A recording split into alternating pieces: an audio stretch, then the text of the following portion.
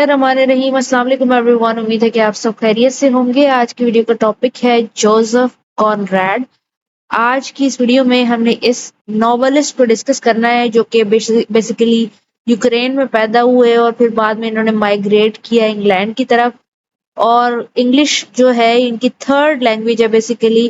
पहले इनको पोलिश आती थी, फिर फ्रेंच आती थी और फिर इन्होंने इंग्लिश को लर्न किया जबरदस्ती। इनका जो पूरा नाम है वो जोसेफ थियोडोर कॉनरैड है। ये 1857 के अंदर यूक्रेन आजकल के टाइम पीरियड में जो रशिया के करीब है वहां पे ये पैदा हुए और इंग्लैंड इन्होंने माइग्रेट किया 1924 के अंदर। बाय बर्थ ये पोलिश थे, पोलिश लैंग्वेज बोलते थे, फिर फ्रेंच भी इनको आती थी। लेकिन जब ये 1886 के अंदर ब्रिटेन सिटीजन बने तो इन्हें इंग्लिश भी लर्न करनी पड़ी और इनके ज्यादातर वर्क आपको इंग्लिश में ही मिलेंगे। इसके बाद इन्होंने ब्रिटिश आर्मी को भी ज्वाइन किया जिसमें नेवी एज अ फोर्स इन्होंने चूज की, यानी कि नेवी मर्चेंट बने at the age of 17। Joseph Conrad जो है इन्होंने इंपीरियलिज्म और कॉलोनियलिज्म को फेस किया हुआ है बेसिकली। और इनके फादर भी एक पॉलिटिकल एक्टिविस्ट थे और मदर भी थी, लेकिन बहुत जल्दी उनकी डेथ हो गई। When he was only 11 years उनके दोनों पेरेंट्स की डेथ हो गई। इनकी जो अर्ली लाइफ है उसके अंदर इन्होंने कॉलोनियलिज्म देखा है, यानी कि अपनी ही लैंड्स के ऊपर या दूसरों की लैंड्स के ऊपर कंट्रोल होना।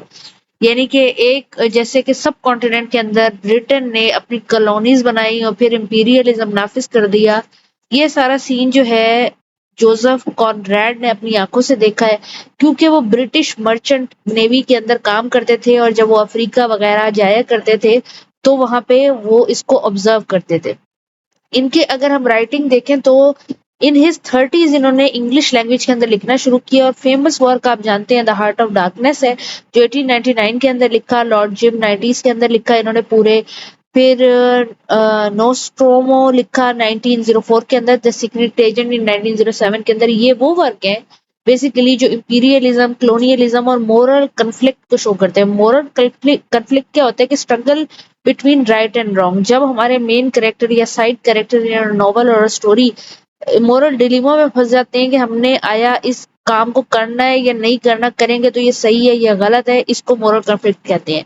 इनके वर्क के अंदर आपको इंपीरियलिज्म, कॉलोनियलिज्म नजर आएगा। इंपीरियलिज्म हार्ट ऑफ डार्कनेस के अंदर बहुत अच्छे तरीके से नजर आएगा, यानी कि यूरोप जो है वो डिफरेंट पार्ट ऑफ अफ्रीका आपको कंट्रोल करता नजर आएगा और वहां पे आपको स्लेवरी, इनजस्टिस, एलियनेशन, आइसोलेशन सब चीजें नजर आएंगी। इसके बाद एलियनेशन का मतलब ये होता है कि आप किसी को इमोशनली अकेला कर दें या फिर किसी को ऐसे ट्रीट करें जैसे वो एलियन है। आइसोलेशन का मुराद ये है कि जब मेन कैरेक्टर या side character of the story isolate, अकेले कर दिए जाएं तो उसको आइसोलेशन कहते हैं। इसी तरह साइकोलॉजिकल डेप्थ आपको डिफरेंट कैरेक्टर्स की कैरेक्टर बाय कैरेक्टर आपको इनके नॉवल के अंदर नजर आएगी, जिसमें उसकी मेंटल और इमोशनल स्ट्रगल नजर आएगा। अगर इनके राइटिंग स्टाइल को देखें तो मॉडर्निस्ट इन्फ्लुएंस या मॉडर्निस्ट टेक्निक इन्होंने इस्तेमाल की हुई है, जिसके अंदर different type of story telling आता है। इन्होंने अनरिलायबल नैरेटर्स अपनी स्टोरी के अंदर दिखाए हैं, यानी कि स्टोरी जो बयान कर रहा है बेसिकली आखिर में वही वो हीरो निकलेगा। ये सारी चीजें आपको इनके अंदर नजर आएगी। सिंबलिज्म को बहुत ज्यादा इस्तेमाल करते थे जैसे हार्ट ऑफ डार्कनेस के अंदर, और डिफरेंट जगह पे इन्होंने सी को बहुत ज्यादा इस्तेमाल किया है। इसके बाद इनकी स्टोरीज के अंदर आपको एम्बिग्विटीज लाजमी नजर आती है। एम्बिग्विटी ऐसी चीजों को कहते हैं जो कि समझना है, बार बार आप उसको रीड करें तो आपको समझ आए अच्छा राइटर यहाँ पे ये कहना चाहता है। इसके अलावा लेगेसी और इम्पैक्ट जो है इनके वर्क का वो ये है कि टी.एस. इलियट और जॉर्ज ऑरवेल इनको बहुत ज्यादा पसंद करते थे। इसके अलावा पोस्ट कॉलोनियल स्टडी के अंदर इनको स्टडी किया जाता है और पोस्ट कॉलोनियल लिटरेचर के अंदर हम इनके वर्क को स्टडी करते हैं। इनकी इंग्लैंड के अंदर 1924 के अंदर डेथ हुई थी और कैंटरबरी के अंदर, कैंट के अंदर ये मदफन है।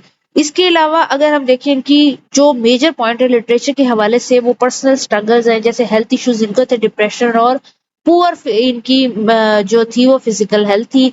और ये सारी चीजें इनकी साइकोलॉजिकली भी कैरेक्टर्स के अंदर नजर आती हैं। इसके बाद फाइनेंशियल डिफिकल्टी रही सारी जिंदगी। 30 साल इन्होंने मेरीन के अंदर, नेवी के अंदर काम किया, उसी की पेंशन पे, नेवल पेंशन पे ये चलते थे और बड़ी मुश्किल से अपनी जिंदगी का गुजारा किया करते थे, क्योंकि ओकेजनली लेक्चर्स देते थे। ज्यादातर लिखत पढ़त वाले जो शायर और राइटर होते हैं वो कहाँ पे पैसे कमाते हैं। इसके अलावा लैंग्वेज बैरियर इन्होंने फेस किया और इंग्लिश को एज अडॉप्टेड लैंग्वेज कहते थे, क्योंकि ये इनकी तीसरी जबान थी जिसको इन्होंने लर्न किया।